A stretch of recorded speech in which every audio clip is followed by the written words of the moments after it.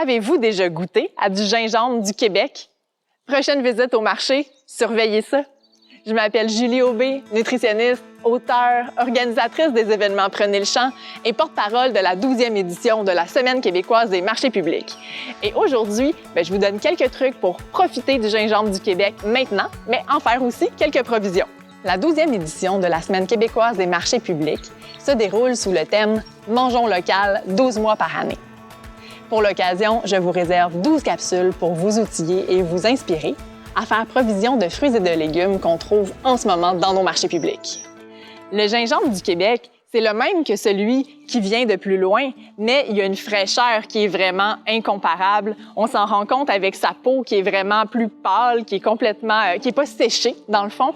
Et puis le dessus du rhizome peut avoir même la teinte de rose, de pourpre. Donc d'un point de vue couleur, c'est vraiment magnifique et le goût est très très frais, juteux aussi. Quand vous avez la chance de mettre la main sur du gingembre du Québec, hésitez surtout pas. On peut en profiter évidemment dans nos plats du mois d'août, mais moi ce que j'adore faire avec le gingembre du Québec quand j'en trouve, j'en congèle évidemment. Et là, il y a deux façons de faire principales. La première, c'est celle quand on manque un peu de temps, mais on peut prendre directement la racine de gingembre et la placer telle quelle au congélateur. Plus tard, quand vient le temps de l'utiliser, on s'en coupe tout simplement un tronçon qu'on peut venir peler et mettre dans nos recettes. Quand on a un peu de temps, une bonne idée, c'est de le râper ou de le hacher tout de suite avant de le congeler et on peut le placer dans les cavités d'un bac à glaçons, par exemple. Donc, imaginez comment c'est express après, plus tard dans l'année, de vraiment juste se prendre un petit cube de gingembre déjà haché pour l'ajouter à nos plats préférés.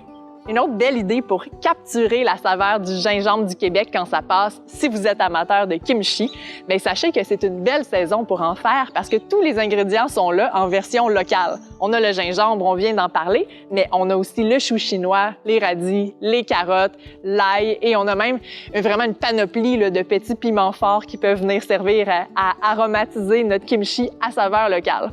La question du jour à répondre dans les commentaires pour courir la chance de gagner un exemplaire de mon livre Manger local est la suivante. On aimerait savoir quelle est la recette parfumée au gingembre dont vous ne pourriez pas vous passer. À demain pour une autre capsule.